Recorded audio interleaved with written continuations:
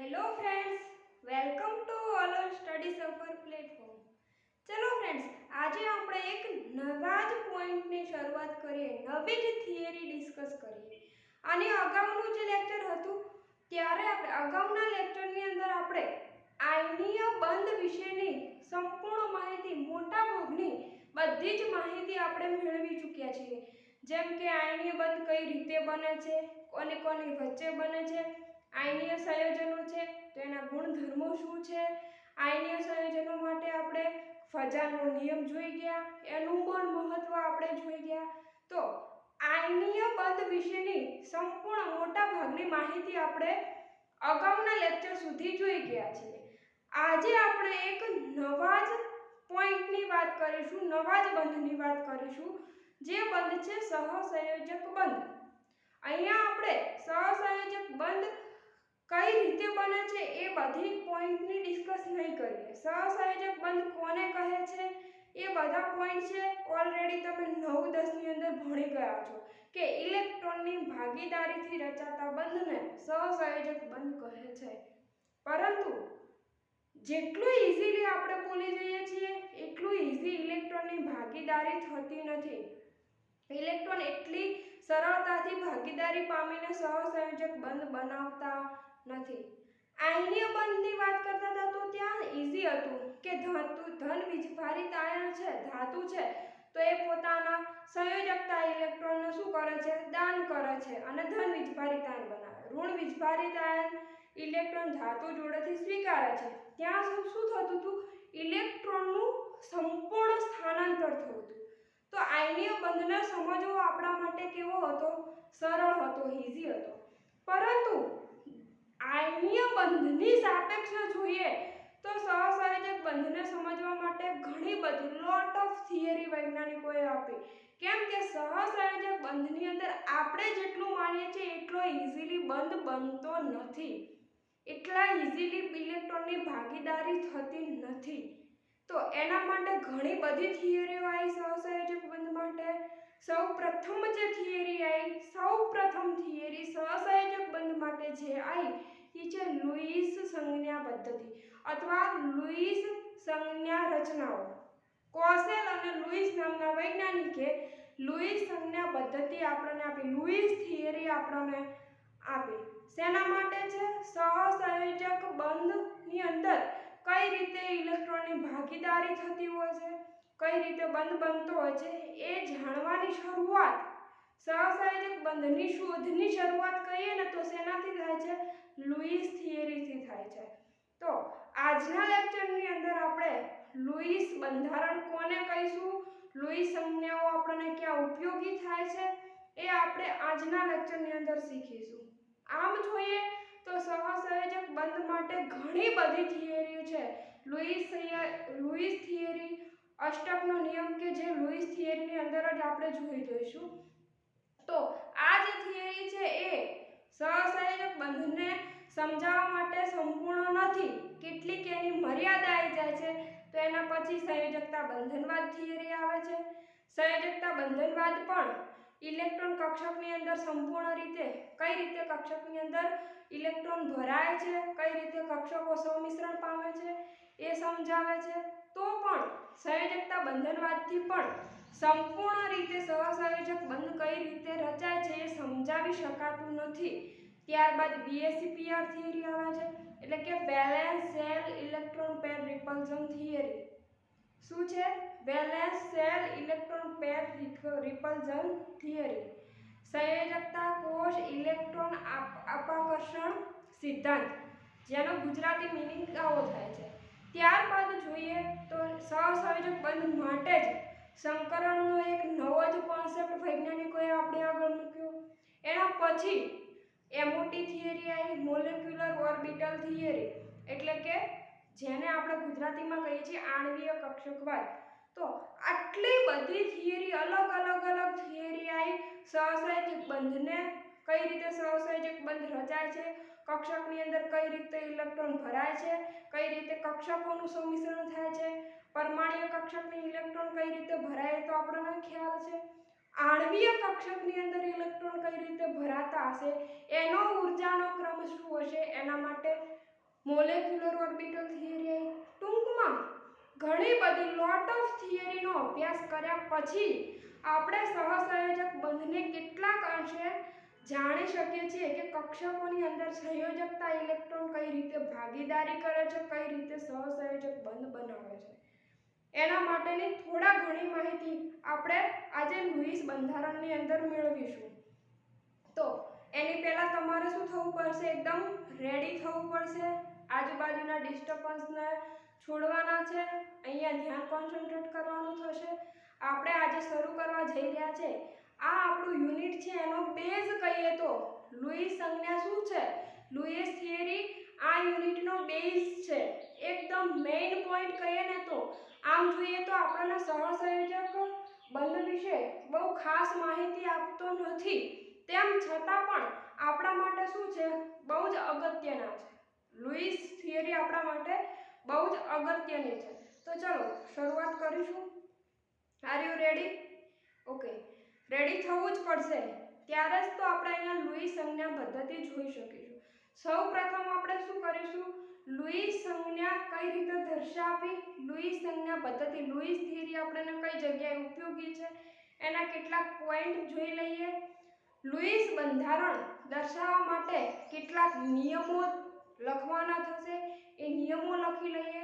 એ નિયમોનું પાલન થશે એના ઉપરથી જ આપણે શું કરીશું કે કોઈ પણ સંયોજન અથવા આયનનું શું કરીશું? લુઈસ બંધારણ દોરી શકીશું, લખી શકીશું. તો કેટલાક નિયમો સૌપ્રથમ લખી લઈએ. ત્યારબાદ આપણે શું કરીશું? બંધારણ લખીશું. સંયોજન અથવા કોઈ બી આયન છે તો એના માટે લુઈસ બંધારણ આપણે લખીશું. અહીંયા આપણે બનશે એટલા મેક્સિમમ આયનો અથવા સંયોજનના લુઈસ બંધારણ લખવાનો પ્રયત્ન કરીશું.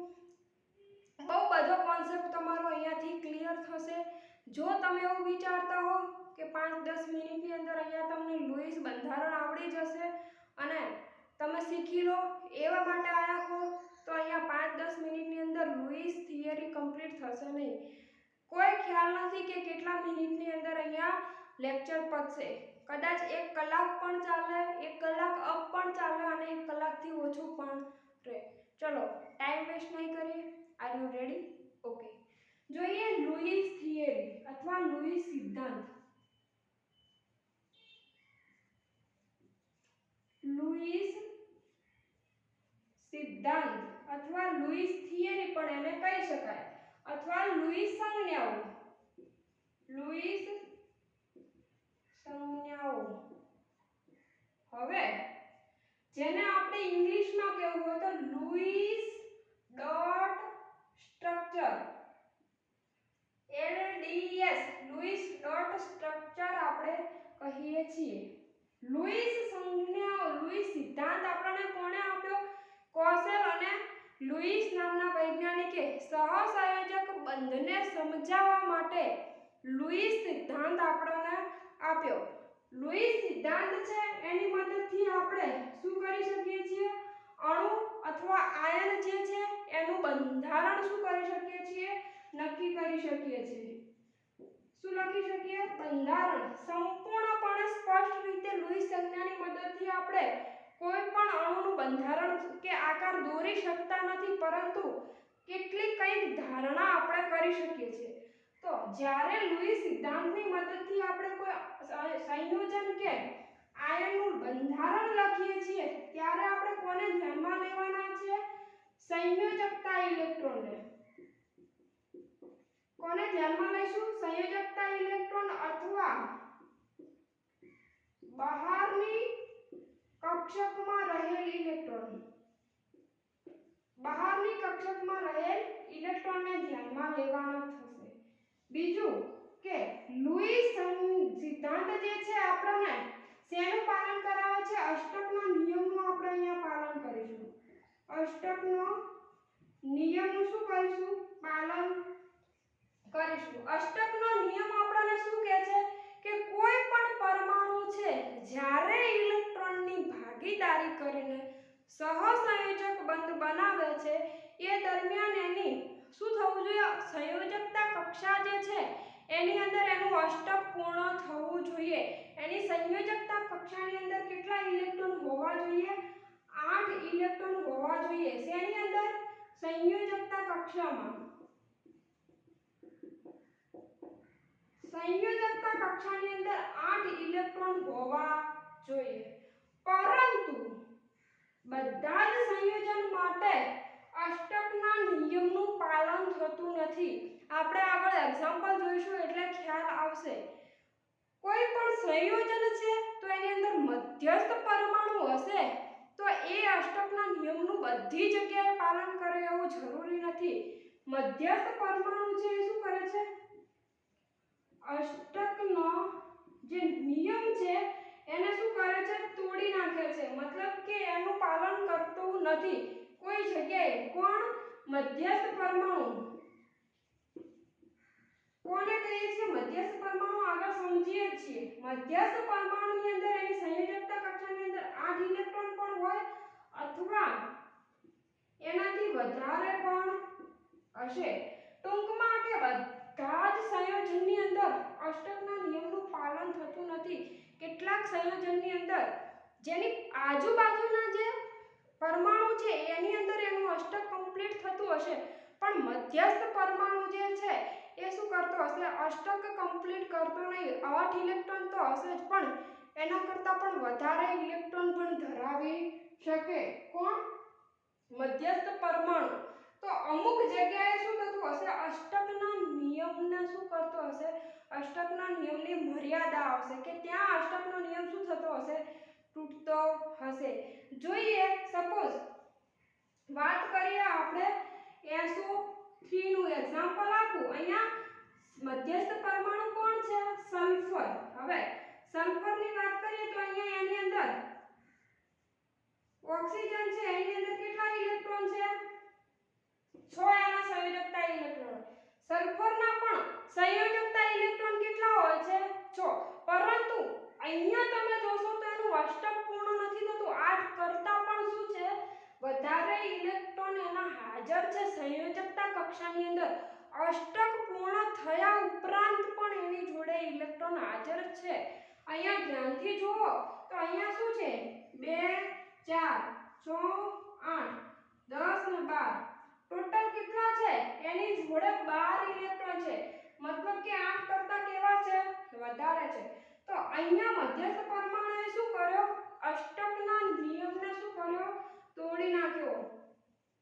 અષ્ટકના નિયમની અહીંયા શું આવી ગઈ? મર્યાદા આવી ગઈ. તો બધા સંયોજનો અષ્ટકના નિયમનું પાલન કરશે એવું જરૂર નથી. કોઈ પરમાણુ કે કોઈ સંયોજન છે એની અંદર મધ્યસ્થ પરમાણુ અષ્ટકના નિયમનું પાલન કરશે જ એવું આપણે ના કહી શકીએ.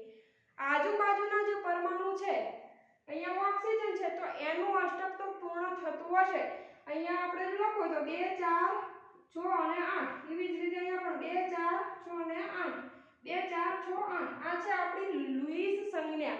લુઈસ બંધારણ છે કોનું? સલ્ફર ટ્રાયોક્સાઇડનું આપણે દોર્યું. તો આ રીતે આપણે અહીંયા શું કરીશું? લુઈસ બંધારણ આગળ આપણે જોવાના જ છીએ પરંતુ લુઈસ બંધારણ માટે આટલી અગત્યની વાત આપણે યાદ રાખવાની છે. હવે આપણે જોવાના છીએ કેટલાક નિયમો કે મધ્યસ્થ પરમાણુ નક્કી કરવા માટે આપણે કયા નિયમનું પાલન થશે, કોને આપણે મધ્યસ્થ પરમાણુ કહીશું અને શા માટે આપણે એને જ કહીશું એ આપણે જોઈએ. પહેલા તમે આનો સ્ક્રીનશોટ લઈ લો સ્ક્રીનશોટ. ઓકે, લેવાઈ ગયો છે? નથી લેવાયો તો વિડિયો પોઝ કરીને લખી નાખજો. ફર્સ્ટ ઓફ આપણે જોઈએ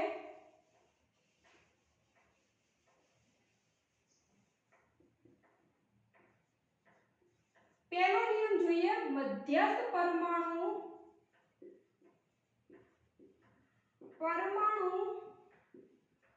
નક્કી કરવા માટેનો નિયમ.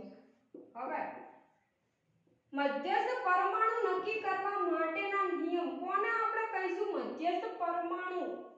કોઈ સંયોજન કે કોઈ આયન આપણને આપેલો છે તો એની અંદર આપણે મધ્યસ્થ પરમાણુ કોને કહેવો એના માટે કેટલાક નિયમો છે એનું પાલન થતું હશે ત્યારે આપણે આને મધ્યસ્થ પરમાણુ તરીકે લઈ શકીશું. પહેલો નિયમ જે છે, પહેલો પોઈન્ટ છે કે જે પણ મધ્યસ્થ પરમાણુ હશે સંખ્યામાં હશે, ઓછી સંખ્યામાં. મધ્યસ્થ પરમાણુ કોઈ હશે તો એ એક જ હશે. જો ડાયમર હશે તો એની અંદર બે મધ્યસ્થ પરમાણુ હોય. ટૂંકમાં મધ્યસ્થ પરમાણુની સંખ્યા કેવી હશે? ઓછી હશે. અથવા જે પણ મધ્યસ્થ પરમાણુ તરીકે બિહેવ કરશે એની વિદ્યુત ઋણતા પણ કેવી હશે? ઓછી હશે.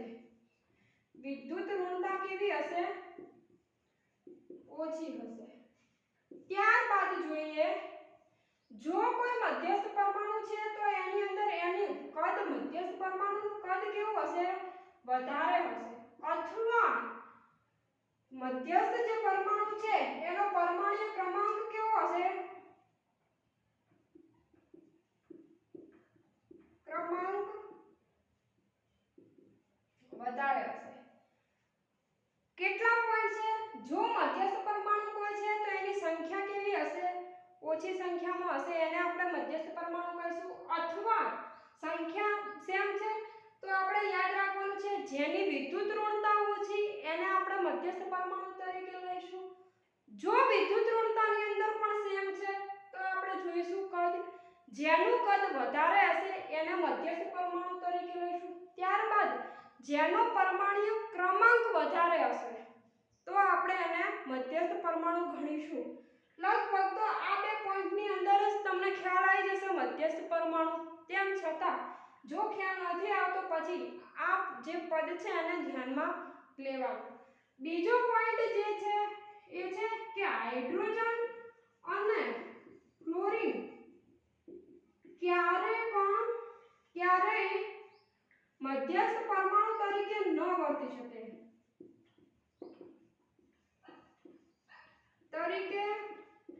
વર્તશે નહીં. કોણ નહીં વર્તે? હાઇડ્રોજન અને ફ્લોરિન ક્યારે પણ કોઈ પણ સંયોજનની અંદર મધ્યસ્થ પરમાણુ તરીકે વર્તતા હશે નહીં. એના પછીનો પોઈન્ટ છે કયા કયા સંયોજનો મધ્યસ્થ પરમાણુ તરીકે વર્તી શકે? તો એની અંદર છે oxygen, sulphur, nitrogen, phosphorus, carbon, silicon, chlorine. આ બધા જે તત્વો છે એ મધ્યસ્થ પરમાણુ તરીકે વર્તશે, બની શકે. ઓકે, પોઈન્ટ યાદ રાખવાના છે, આપણે તમારે સાથે જ લખવાના છે. Oxygen, sulphur, nitrogen, phosphorus, carbon, silicon, chlorine. આ બધા જે તત્વો છે એ મધ્યસ્થ પરમાણુ તરીકે વર્તી શકે. હવે ઓક્સિજન છે તો એની સંયોજકતા કેટલી છે? 2. સલ્ફરની સંયોજકતા કેટલી હશે? 6. નાઇટ્રોજનની સંયોજકતા 5. પરંતુ બંધ કેટલા બનાવી શકે? 3 અથવા બંધ કેટલા બનાવશે? 3 અથવા 4 બંધ બનાવી શકે. સલ્ફર 2, 4, 6. ઓક્સિજન છે એ એક પણ બંધ બનાવી શકે અને 2 બંધ પણ બનાવી શકે. ફોસ્ફરસ 5. કાર્બન કેટલા બંધ બનાવે? 4. સિલિકોન પણ 4. ક્લોરીન એની સંયોજકતા કેટલી છે? સંયોજકતા અલગ અલગ સંયોજકતા દર્શાવી શકે પરંતુ સર એ કેટલા સંયોજકતા? 1 હોઈ શકે, 3, 5 અને 7. આટલા પોઈન્ટ યાદ રહી ગયા છે. હવે એના પછીનો જે પોઈન્ટ છે એની અંદર છે આપણે કે કોઈ મધ્યસ્થ પરમાણુની આજુબાજુ જે પરમાણુઓ આવેલા છે તો એનું હંમેશા અષ્ટક કેવું હોવું જોઈએ? પૂર્ણ હોવું જોઈએ. તો મધ્યસ્થ પરમાણુની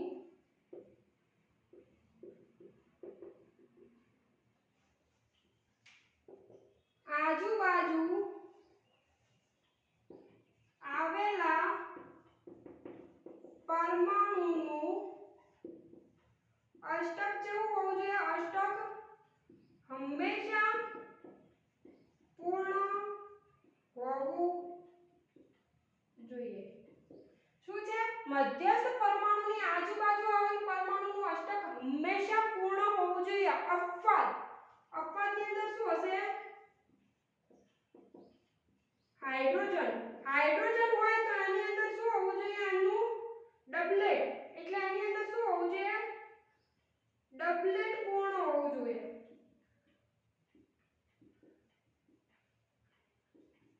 અપવાદ શું છે? હાઇડ્રોજનની અંદર એના અષ્ટક નહીં પરંતુ 2 જોઈએ અપવાદ છે. ત્યાર પછી જોઈએ જો મધ્યસ્થ પરમાણુ છે તો એની અંદર એનું અષ્ટક પૂર્ણ તો હોવું જ જોઈએ, ઉપરાંત એનાથી વધારે પણ ઇલેક્ટ્રોન હોઈ શકે, 8 ઉપરાંત પણ ઇલેક્ટ્રોન હોઈ શકે, 8 કરતાં ઓછા હશે નહીં. તો શું લખવાનું છે? મધ્યસ્થ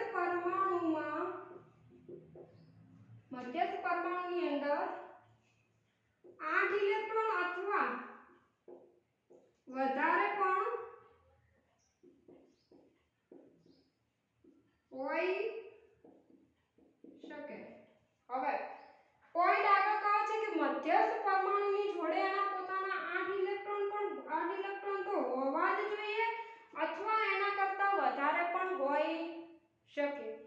એના પછી જોઈએ પછીનો પોઈન્ટ છે કે મધ્યસ્થ પરમાણુ જે છે, સપોઝ કે કોઈ પરમાણુ છે એની સંયોજકતા અલગ અલગ હોઈ શકે. સપોઝ નાઇટ્રોજન છે તો એની સંયોજકતા 5 છે પરંતુ એ 3 બંધે બનાવી શકે, 4 બંધ, 5 બંધ બનાવી શકતો નથી. હા, એની સંયોજકતા 5 છે, 3 બંધ બનાવશે તો એક એના ઉપર અબંધકારક ઇલેક્ટ્રોન યુગ્મ હશે. ક્યારે પણ નાઇટ્રોજન 5 બંધ બનાવશે નહીં, પેન્ટાવેલેન્ટ હોઈ શકે નહીં. 5 બંધ ક્યારે કોઈ પણ સંયોજનની અંદર તમને નાઇટ્રોજન 5 બંધની અંદર જોવા મળશે નહીં. તો આટલા પોઈન્ટ છે. એના પછીનો જે પોઈન્ટ છે કે મધ્યસ્થ પરમાણુ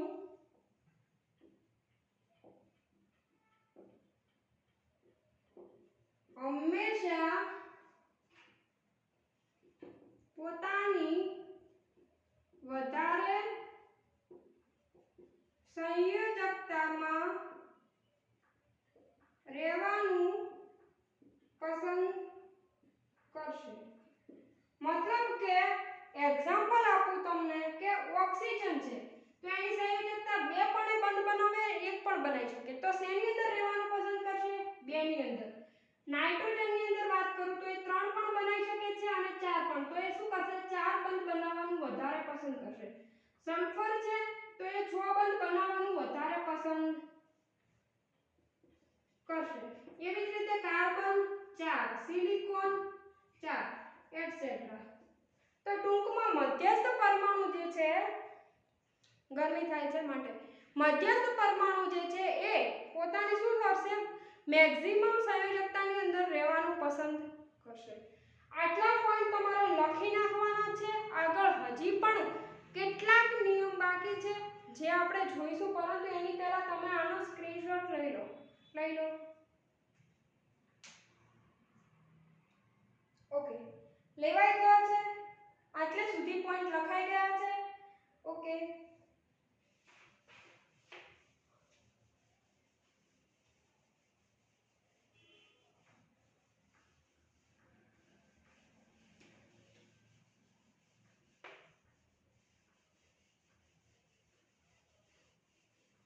આગળ જોઈએ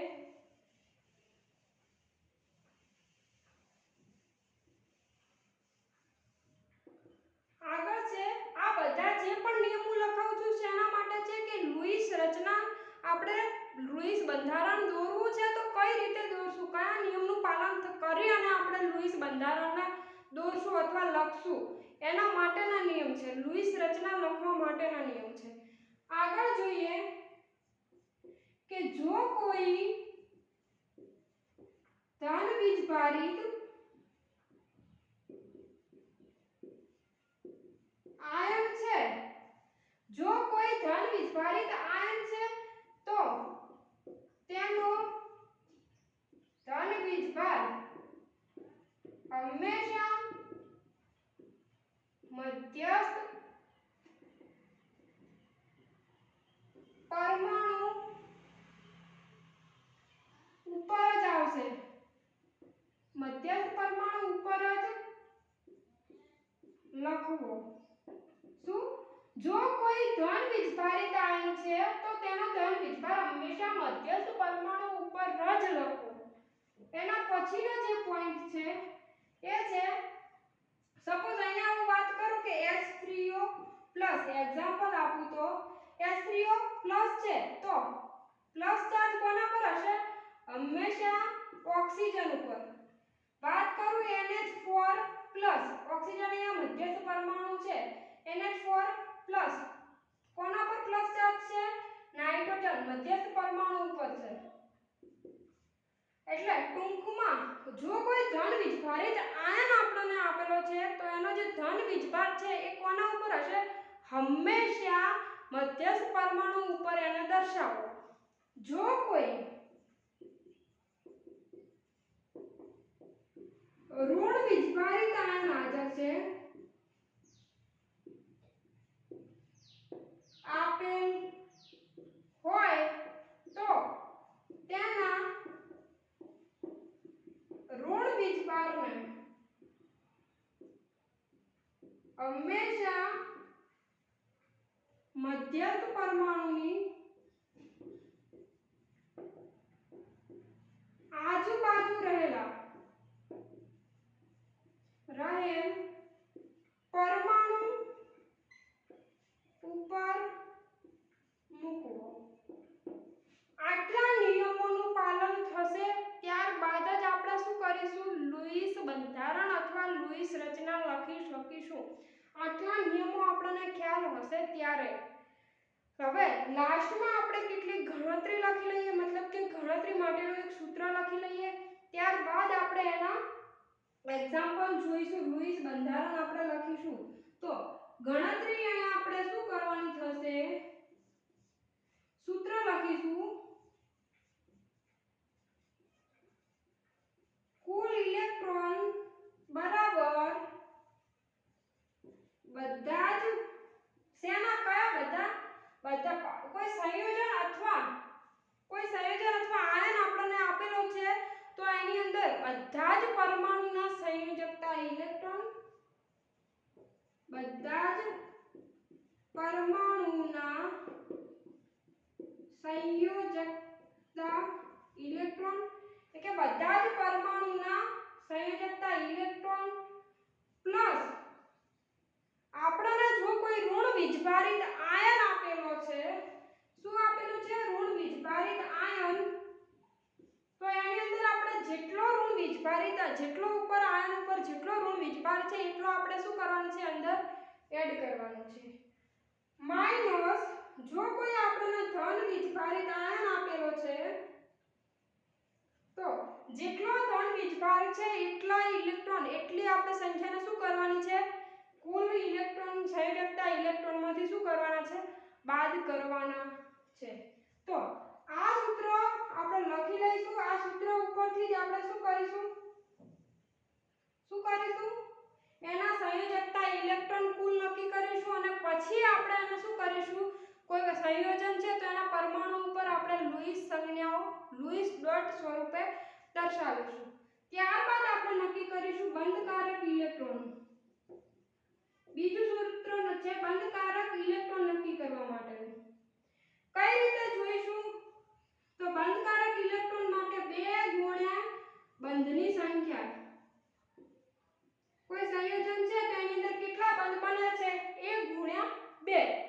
હવે અબંધકારક ઇલેક્ટ્રોન નક્કી કરવા માટે ઇલેક્ટ્રોન, તો એના માટે આપણે શું કરીશું?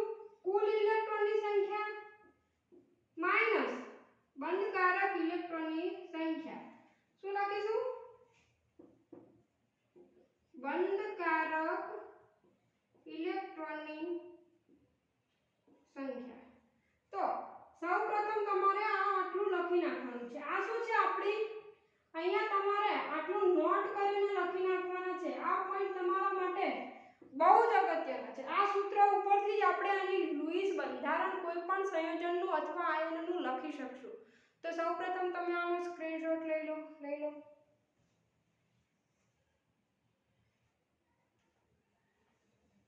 ચલો, લખાઈ ગયા છે રૂલ્સ. હવે ફ્રેન્ડ્સ આપણે એકાદ 2 એક્ઝામ્પલ લઈ લઈએ. બાકીના એક્ઝામ્પલ આપણે અલગથી અલગ વિડિયોની અંદર જોઈશું, કારણ કે ટાઈમ આપણો બહુ થઈ ગયો છે. જો આ લેક્ચરની અંદર જ આપણે બધા એક્ઝામ્પલ જોઈશું તો આપણું લેક્ચર બહુ જ લેન્ધી થઈ જશે. માટે આપણે એકાદ 2 એક્ઝામ્પલ જોઈ લઈએ. બાકીના એક્ઝામ્પલ આપણે એના પછીના લેક્ચરની અંદર જોઈશું. આ નિયમ બધાને લખાઈ ગયા છે. કમ્પલસરી તમારે આ નિયમને શું કરવાના છે, યાદ રાખવાના, ગોખવાના નથી. તમે એક્ઝામ્પલ કરશો એટલે આપોઆપ તમને આ નિયમ સમજાઈ જશે પ્રેક્ટિસથી. એકાદ એક્ઝામ્પલ કરવાથી આવડશે નહીં. ચલો એકાદ બે એક્ઝામ્પલ આપણે જોઈ લઈએ.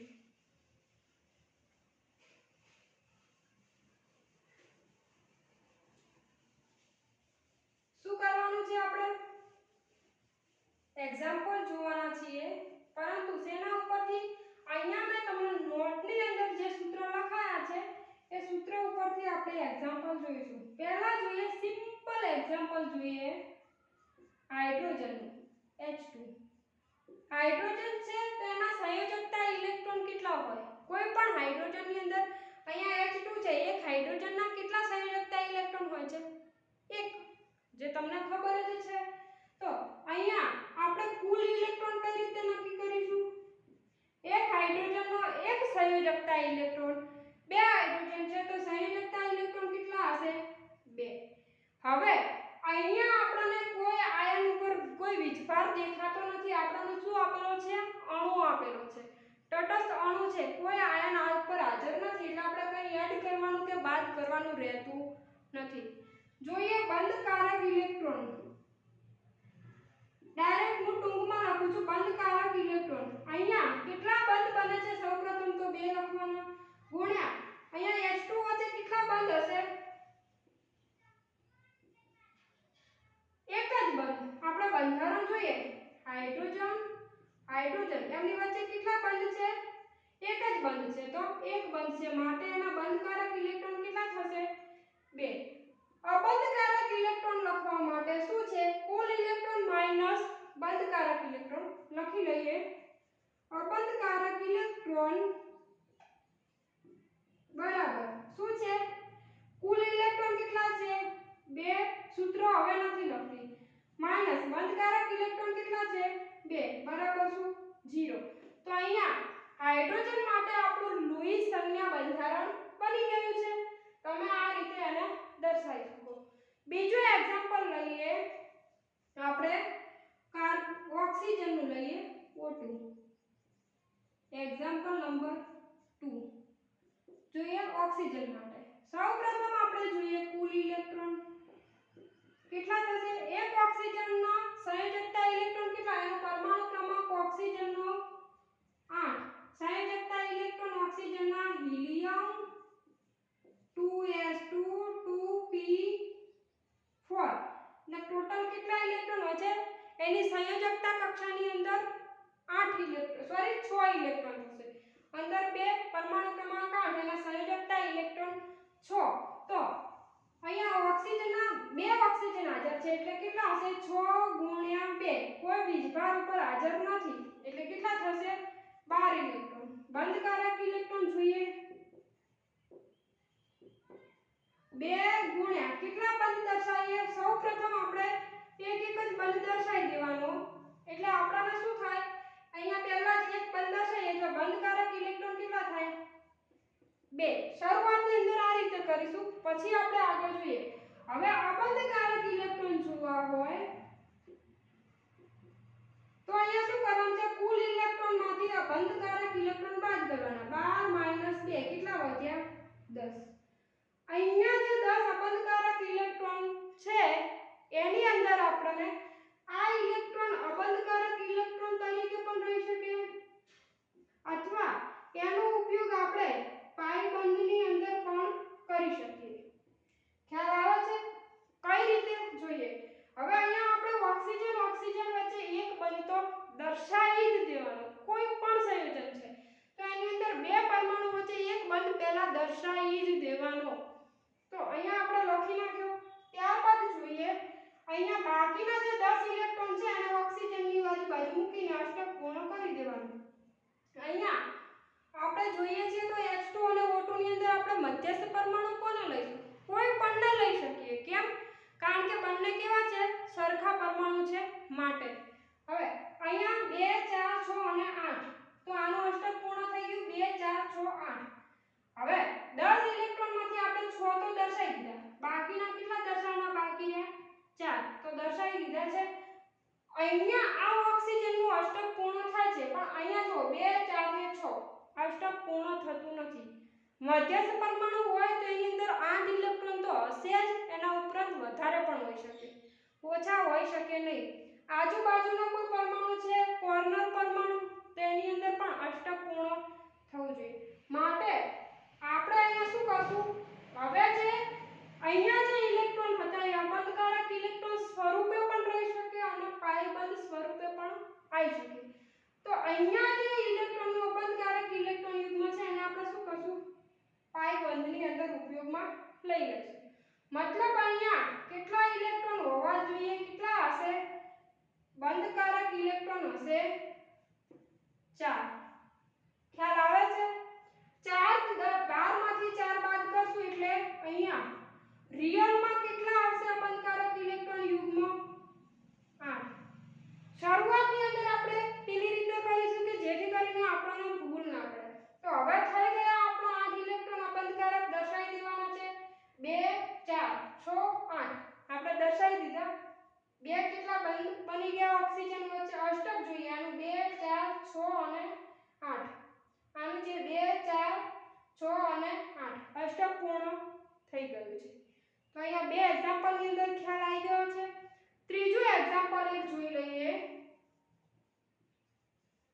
NF3 શું જોઈએ, NF3 નાઇટ્રોજન ટ્રાયફ્લોરાઇડ. હવે અહીંયા આપણે જોવું હોય નાઇટ્રોજનની સંયોજકતા કેટલી છે 5, ફ્લોરીનની સંયોજકતા ઇલેક્ટ્રોન કેટલા હશે 7. એવા 3 ફ્લોરીન છે એટલે કે 7 એકા 7 7 દુ 14 7 તરી 21, 21 ને 5 26, કુલ ઇલેક્ટ્રોન કેટલા થયા 26.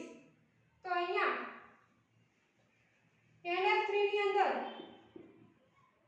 કુલ ઇલેક્ટ્રોન કેટલા છે 26. ઉપર કોઈ વિભાગ નથી, એડ કરવાનું કે બાદ કરવાનું આવતું નથી. તો અહીંયા આપણે બંધકારક ઇલેક્ટ્રોન કઈ રીતે લખીશું, સૌપ્રથમ 3 બંધ લખી નાખવાના છે ગુણ્યા એક બંધનો 2 ઇલેક્ટ્રોન એટલે કેટલા 6 ઇલેક્ટ્રોન. 26 માંથી અબંધકારક ઇલેક્ટ્રોન લખવાના છે. હવે લખીશું તો 6, 26 - 6 કેટલા વધ્યા 20 ઇલેક્ટ્રોન વધ્યા. અહીંયા જે અબંધકારક 20 ઇલેક્ટ્રોન છે એનો ઉપયોગ આપણે અબંધકારક ઇલેક્ટ્રોન સ્વરૂપે પણ કરી શકીએ અને પાયબંધ સ્વરૂપે પણ કરી શકીએ. સૂત્ર એનું લખીએ, બંધારણ N અહીંયા લખું છું NF3. અહીંયા ખાસ યાદ રાખવાનું છે કે જ્યારે આપણે લુઈસ બંધારણ અથવા લુઈસ રચના લખીએ છીએ ત્યારે લુઈસ રચનાની મદદથી આપણે અણુનો આકાર કે એની જ્યોમેટ્રી નક્કી નથી કરતા. અહીંયા આપણે માત્ર એનું બંધારણને શું કરીએ છીએ, ધારણા કરીએ છીએ, બંધારણ જોઈએ છે, આકાર જોતા નથી. તો એ આપણે યાદ રાખવાનું છે. અહીંયા આપણે કેટલા 20 ઇલેક્ટ્રોનને શું કરવાના છે, દર્શાવવાના છે, અબંધકારક છે. બંધકારકની અંદર તો 6 આપણે દર્શાવી દીધા, 2 4 અને 6. 20 બાકી ના રહ્યા એટલે 2 4 6 8 10 12 14 16 18. હવે અહીંયા તમે જોશો તો ત્રણે ત્રણ ફ્લોરીનનું અષ્ટક શું થઈ ગયું, પૂર્ણ થઈ ગયું. 18 ઇલેક્ટ્રોન દર્શાવ્યા. બાકીના જે 2 વધ્યા છે એના ઉપર હશે નાઇટ્રોજન પર. થઈ ગયું લુઈસ બંધારણ.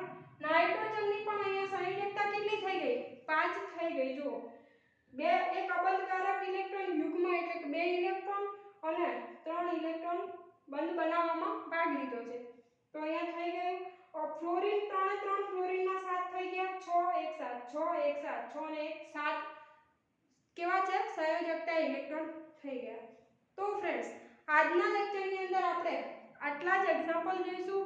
આના પછીનું એક લેક્ચર આખું લુઈસ બંધારણ માટેનું અલગથી લેક્ચર આપણે લઈશું. તો આ વિડિયો જોઈ લીધા પછી એ વિડિયોને પણ તમારે જોવાનો છે, કેમ કે તમને અહીંયાથી કોઈ એક ક્વેશ્ચન તો લુઈસ બંધારણ પર હશે જ, ચાહે આપણી બોર્ડ એક્ઝામ હોય, નીટ હોય કે GEE હોય. એવું નથી કહેતી કે આ જ એક્ઝામ્પલ હશે, પણ પૂછાતા હોય છે. લુઈસ બંધારણ તમને દર્શાવવાનું એકાદ માર્ક્સની અંદર અથવા વિકલ્પની અંદર પણ તમને કહી શકે તો આપણે અહીંયા આપણને અને ના બી પૂછાય ક્વેશ્ચન તો પણ આપણા માટે લુઈસ બંધારણ બહુ જ અગત્યનું છે.